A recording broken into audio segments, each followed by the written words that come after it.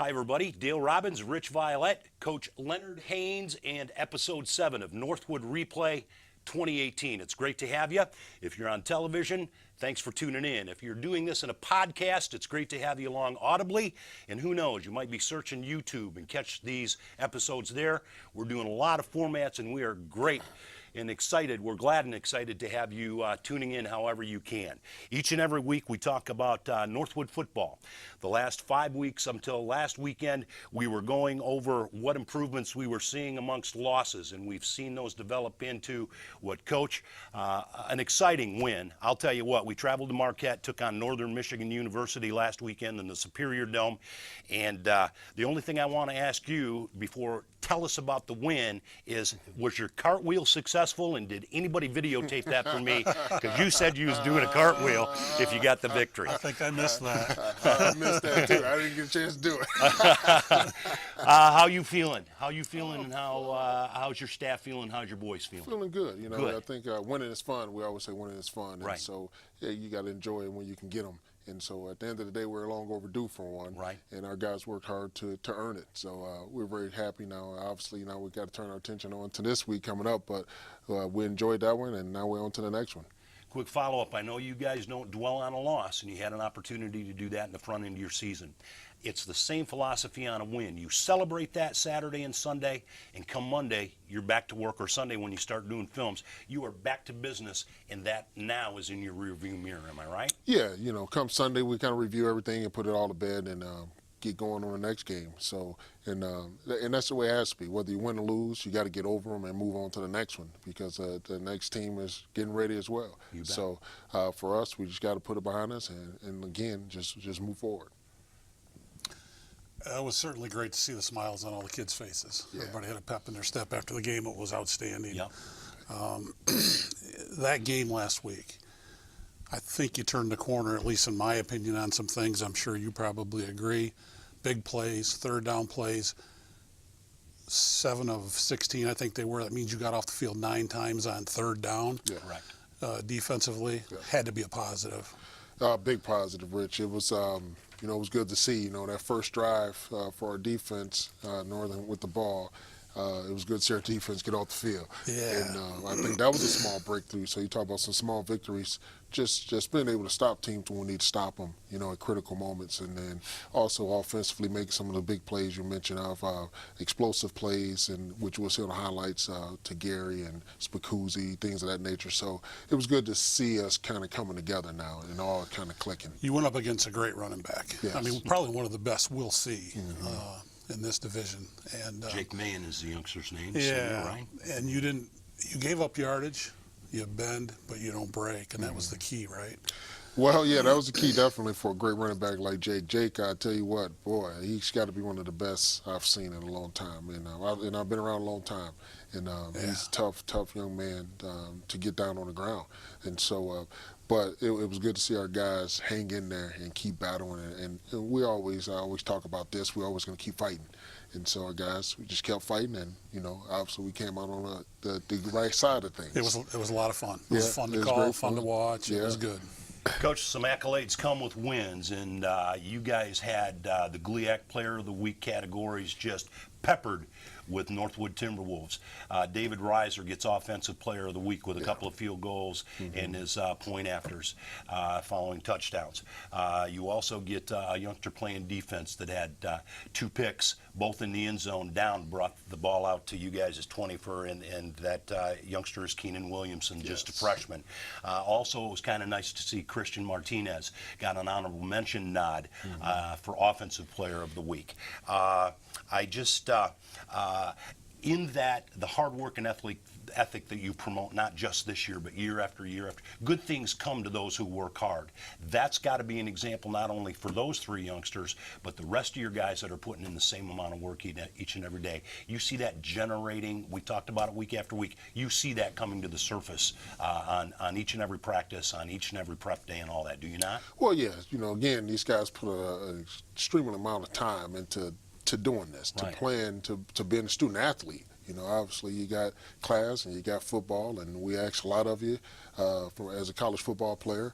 And so these guys come to work, they work hard, you know, they expect to win, they expect success. And so again, that is, good accolades or good, way to earn the keep, I guess, if you will, with Keenan and David Reiser, those guys. It just shows to the hard work that these guys have put in. And so Keenan, I tell you, especially has been a delightful surprise. He's gone through some adversity first half of the season, and he just stuck with the process, and he trusted the process, and he get his first start, and he comes out there and get 2 picks and help change the games. And being ready as next man up, right? Yeah. You always preach next man up. You got to be ready. Yep, next man up. And Keenan, if you see him in practice, is always enthusiastic. I heard he chatters a lot. He chatters a lot, and but he loves being out there. Sure. He loves being out there. We mentioned 3 players that played for you on Saturday and got some special attention. Let's take a look because we'll see them all by name, Coach. Here's some video review of highlights. All right, let's get things kicked off with special teams, and this is great for us here. It's Al Spicuzzi getting open kickoff. I thought he could beat the doggone kicker at least, but that was good to see the way we started things off there. Sure, he took some razzing over that. Yeah, then here again, he did a lot of it. And then here, Dimitri Abro, man, what an effort play right here to stretch out and block that punt. And I said, guys trying to scoop it and score. We just say fall on it actually. But then here, right back with offense. You got Abdul here on a nice score, his first touchdown of the season. Wow. So he's pretty excited. Yeah, great for him. And here's one of the picks by Keenan. Keenan's just a savvy football player again, a great competitor. And then you see our defense stopping this great running back. Kind of all out to the ball.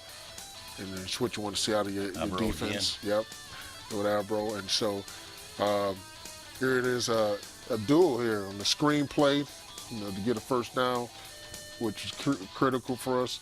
And then you see Martinez doing some of his stuff that he's done. He's getting a lot more comfortable now with the offense, and we're doing some different things for him as well. Looks like you're opening it up a little bit more. Yeah, especially up for him. And then you got Dave Reiser on one of his field goals here to get the score to 13-10. And now you see the sacked by Blake Rowe. Now, Blake Rowe played at Northern Michigan a couple years ago as a true freshman, so this is great. Yeah, to see him get that sack, against his old team. And then here's Christian throwing a deep ball to Gary Landless for a touchdown. That was huge. That was tight. Yeah, it was tight great. Throw. And Christian Martinez, he's a funny kid. He says, Coach, they got to respect my arm. You see him kind of scrambling around here. Wheels. He keeps plays alive, find an open man down the field. Spicuzzi. I think Spicuzzi about busted a tire there on that one. He should have just kept running. But so that was good to see, And then you see Corey Berger in this great effort here to get the touchdown for us. He's a horse, isn't he? Yeah, he's a workhorse for us. Another young man that just works extremely hard. And then you see a little bit of here's Keenan again, kind of caught up to the receiver. Ball bounces right into his hands, and another pick for Keenan. Great concentration. I thought he was beaten. Oh, he made a great play. Yeah, so it's a great day for that young man. And you see here our defense kind of keeping the quarterback scrambling around in the pocket. You got to make that initial tackle, but they keep it going, keep the effort going, and a nice sack there by our defense. And so, again, it was good to see us be rewarded for our hard work. You bet. Coach, you mention each and every week how it is important. If you guys play Northwood football, you can win football games. Yeah. Offensively, defensively, and special teams up in Marquette last week, all of those fired on all the cylinders. And they complemented each other. Your defense got yourself the football, where in the first couple of games they weren't getting it. Your offense, it's about finishing. Mm-hmm. And I really believe you guys finished on all sides, all 3 sides of that football. Great team win. Great team win. That's what I told the team. Let's go ahead and we've covered the Northern score and our win over the Wildcats. That's last week's game, and I'll let you reel off what the GLIAC looked like a week ago. All right. Last week, obviously, Northwood over Northern, sorry. Ashland, I heard this was a good game. Ashland over Saginaw, 21-17. You have Michigan Tech and Ferris. Ferris 42, Michigan Tech 24. Dixie State, I heard it was in Utah, the Grand Valley non-conference game with Grand Valley 35-14, Grand Valley winning that, and Davenport over Wayne State 34-14 last week. So that brings us now to the conference, just past the midway point. Here's a look at those. Yeah, conference standings right now starting to shape up again. Ferris State right at the top, 4-0, Grand Valley 3-0, Davenport 3-0, Ashland 3-1. You got Saginaw Valley at a 2-1, Northwood at 1-3. Wayne State, Northern Michigan Tech, kind of round that off 4-3, and 0-4 there, Northern and Tech. Now, a couple in the overall standings as we move from the GLIAC to take a look at the 2018 mark to date. A little deceiving in some areas, and I'll let you roll through those and what those look like. Again, the top three there, you got Ferris, Grand Valley, Davenport, all at 6-0, and then Saginaw 5-1.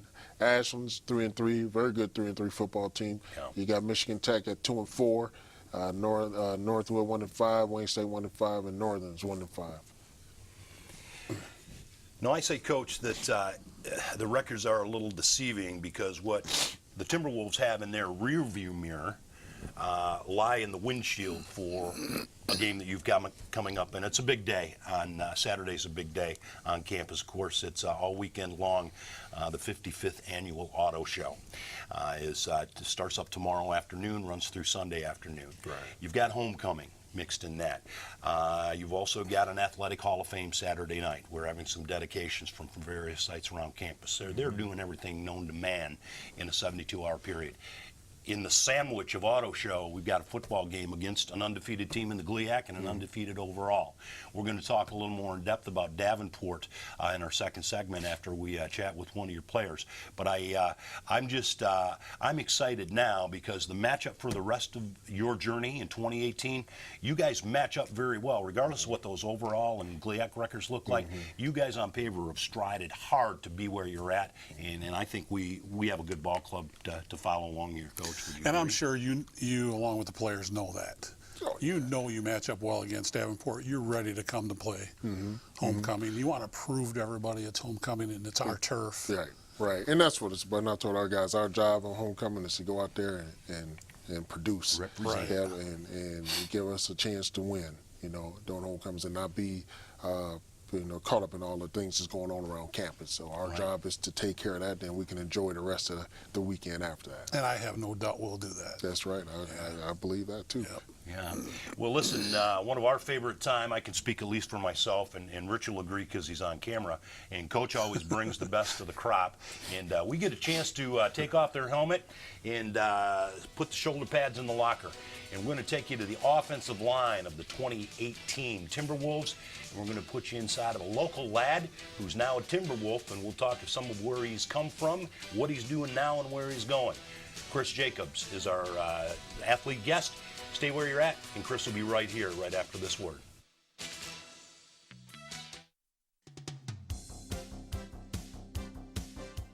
With an amazing studio, fantastic equipment, and a stellar production trailer, there's no better time to become an MCTV producer or volunteer. You can even make your own television show. Check out some of our upcoming training dates and call our station to get started today.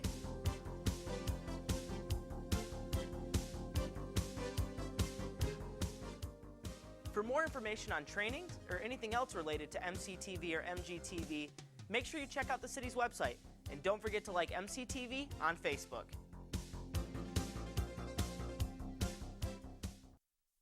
Hello and welcome back, everybody. Episode 7 of Northwood Replay 2018. As always, we get the opportunity and honor to take a helmet off and put the shoulder pads aside and get you inside the heart and mind of an offensive lineman in this instance, Chris Jacobs, junior offensive lineman for the Wood. You come from Bay City Central, so Yes, you didn't really, the only town you had to kind of manage was Auburn to get here. Yep. And we're glad you did, Chris. You're enjoyable to watch, and you guys and Coach Violette will talk to you about a little bit, but you guys don't get a lot of the glory on stuff, but by golly, you're in the middle of everything going on that offensive line. Tell us a little bit about, you have kind of a legacy ahead of you here at Northwood University. Tell us a little bit about what brought you to the Wood and what made you even where we existed in Midland. Yeah, so it was a unique experience for me. My older brother came and played here, so I've been around the Wood, since my sophomore year of high school. Okay. So I started getting to know the coaches, getting to know some of the players. There's a specific moment I remember. I was on the sideline for a game, and Coach Haynes came up to me and told me how much he wanted me here. And at that point, I kind of knew. I was like, all right, Northwood's where I want to be. I want to come to this school. Hook, huh? Yep. So I make the 30-minute drive over from Bay City, and I love it. I really do enjoy it. I never regret, making my choice to come to Northwood. Sure. Chris, as Dale said, you don't get any of the glory. You're up front. You're always going up against big guys. It's either run or pass blocking. Can you tell us a little bit about your position? Yeah, so being an offensive lineman is unique. It's possibly one of the only positions in sports where your only role is to block for somebody else, is to protect for somebody else. So it's people ask why I do it. I don't really have an answer for them. But since high school, the O-line's the first people they blame when something goes wrong and the last to get any glory, when things are going good. But that's the story of my life, and I absolutely love it. And I wouldn't want to be playing any other position. Has it been a little more difficult? You're on your fourth string quarterback, right? Yeah. Yep. So I'm sure the playbook has changed a little bit, not running the option as much, featuring the fullback a little more. Yep. Does that change for you then? It does change. Changes for the whole offensive line. But we just got to roll with it. Put our heads down, do our jobs. That's really what our coach preaches is control. You can control. Do your job. Protect whoever's got the ball, and really just give great effort every single play. Excellent. Now, here's what's interesting. Even as a junior, you're an elder statesman. You're like a Yoda on the front line because you are surrounded by young guys, not only in behind you who you're trying to open up holes for, but also the guys that are towing up next to you. You kind of carry the weight of having the experience of being the junior. How do you see your role as a mentor and as an example for some of these young guys in and around you? Yeah, so I'm really lucky that I was able to get on the field at such a young age. I started my redshirt freshman year. So I got the experience early. And this year, our right guard is a true freshman. I think we have 3 or 4 other true freshmen that are actually playing this year. So we are super inexperienced. But as one of the older guys, I kind of just gotta use my experience to my advantage. Tell them what I feel. Give them any clues that they can look into the defense. Just to if they're gonna twist or blitz or anything like that. And really just like I said, just keep other guys with me, keep other guys up, and really just share my opinions and share my voice. Sure. I'm sure you guys have a common bond. And when you're down on that goal line and you need a yard, or you need a yard for 4th down and 1 or 3rd and 1, I'm sure you guys put it on yourself, right? Absolutely. It's like there's no reason why we can't move this line and get a yard, right? Yep. So there's our center and left guard are both juniors as well. So we know our role and our responsibility. And when we got 1 yard to go, 2 yards to go on 3rd or 4th down, it is on us. And we'll tell each other that. We said this is on us right here. If we do our job, we're gonna convert. And that's what we want. We don't want to leave it up to anybody else. We want that responsibility on our shoulders. Excellent. I was watching the line of scrimmage this last weekend. You guys did a great job. Thank you. Thank you.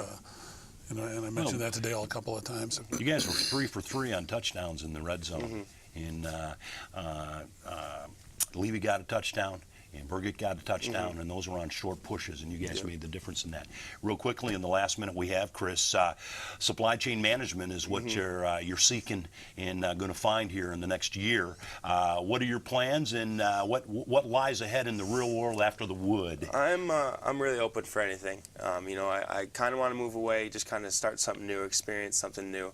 One of the good things with supply chain management is that there are a lot of areas that I can go into. Sure. Whether it's logistics, procurement, business process management, just different stuff like that. So I have my options open, and supply chain management is just an upcoming, degree right now. Businesses, there's so many jobs open, so I'm excited, and that's extremely positive. Every business got a supply for the demand, Absolutely. right? I'm not even in the classroom with him, and I knew You that. never know. You might talk to some guy in sales, too. You never know, right? That's right, sitting next to me. Okay, so anyway, that's going to be a quick rack. I told you, no scars, you ain't bruised up anywhere. Feel good. It all went well. Listen, we can't thank you enough for joining us this morning. Now, you have a class at 11 o'clock, so we'll sign a permission slip if you're a little behind. Chris Jacobs, offensive lineman for the 2018 Northwood Timberwolves. He invites you along with us to this weekend's game against Davenport University. They bring a perfect record to Midland, Michigan. We're looking to spoil that, and we'll talk to Coach Haynes about how this team goes about doing that. Auto Show weekend, homecoming weekend. Chris Jacobs, thanks for being here. We'll be right back. We'll get it done.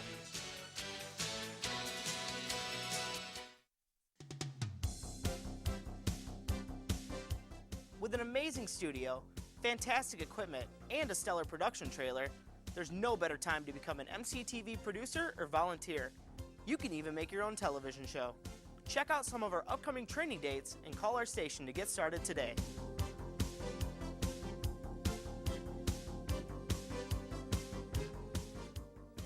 more information on trainings or anything else related to MCTV or MGTV, make sure you check out the city's website.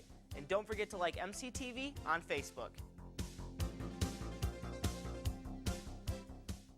Hi, and welcome back, everybody. Dale Robbins, Rich Violette, and head coach Leonard Haynes of the 2018 Northwood Timberwolves.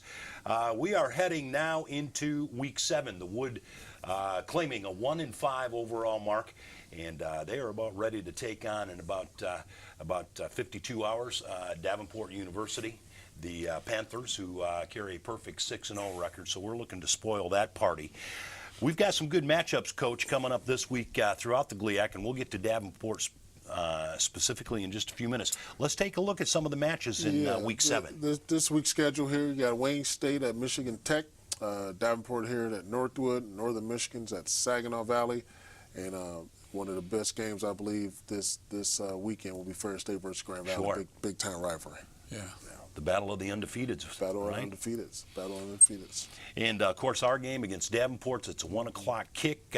You can see a couple of places to go get that. Always on 1490 Radio Live. You can get it at gonorthwood.com. And MCTV is going to bring their volunteer staff and their paid staff as well. All right. And we'll do some multiple cameras and do a good switch of that game against Davenport this weekend. So we're excited for that. The question's going to be, how do we match up against Davenport on paper? And you threw it off the table last week because against Northern you guys matched up pretty well. And you said you still got to play the game. I'm going to assume that's your same philosophy today. Yeah. What do we do? Always same philosophy is that. Yeah, we do match up pretty well. And Davenport's been a very good football team this year so far, and they've done some good things, turning things around. They got a lot of guys back. Defensively, it's, I think, ranked in top 10 in the nation for, and they got great effort. They fly around, those kids fly around. They're pretty aggressive on defense. And so offensively, they got some skilled guys. Definitely we have to make sure we, keep those guys in check, I guess, so to speak. So they do some different things that can be problematic, but again, it comes down to us executing and doing our jobs and doing it at 100 miles per hour. Sure. Is there anything specifically we got to look at in them? Are they throwing to their backs, or are they doing anything that? Well, they do a collage of things. Offensively, they'll run some triple option at you, some option stuff at you. They're not option team, but it's just some. They'll spread out. They'll go empty out the backfield. They will throw into their backs.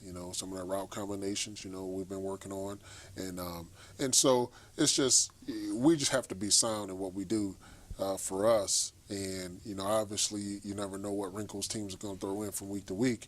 But at the end of the day, if we play sound football and do our jobs, I think things will work itself out. But they have some skill guys on offense that we definitely have to make sure we, pay attention to.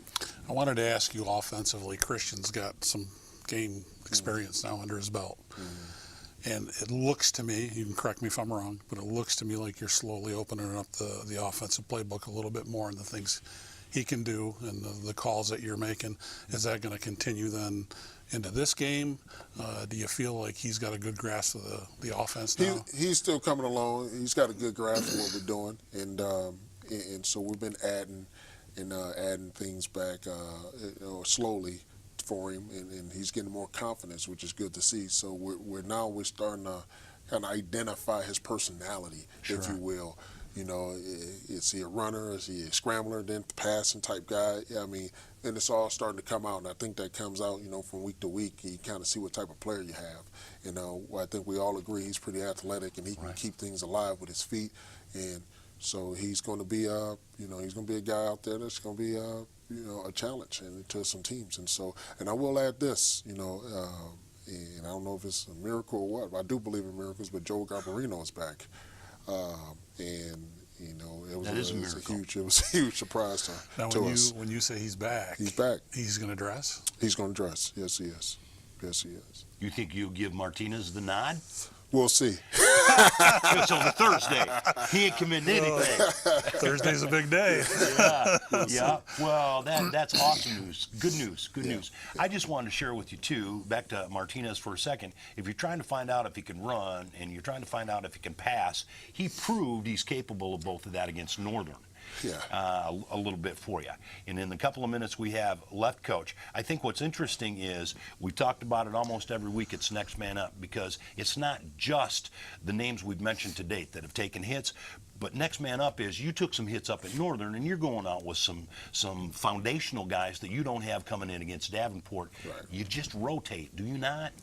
Yeah, you just rotate. I mean, obviously, this game you're going to get banged up, you get hurt. Sure. And so for us, you know, the next man up has been true freshmen. Guys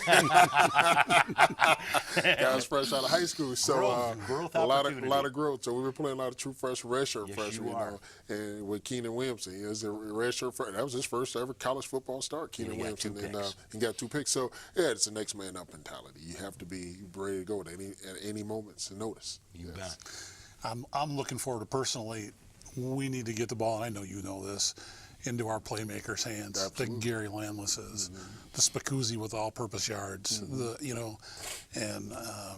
I know you're going to do that, and that's one of the keys to be successful, I'm sure. Well, yeah, you know, especially, you know, for what we do now, we're triple option offense, you know, the guys you mentioned are the receivers, but, you know, those guys do show up big for us. You know, when it's time to show up big they show up big for us. And so, but we want to make sure we get the ball in the guys that can create, and we definitely want to do that as a staff. Yeah. Excellent. Yeah. They are giving us the wind-up, boys, just like that. A half an hour is historical now. Goes fast, doesn't it? Yeah, it does. Just like that. Northwood Replay episode 7 is a wrap.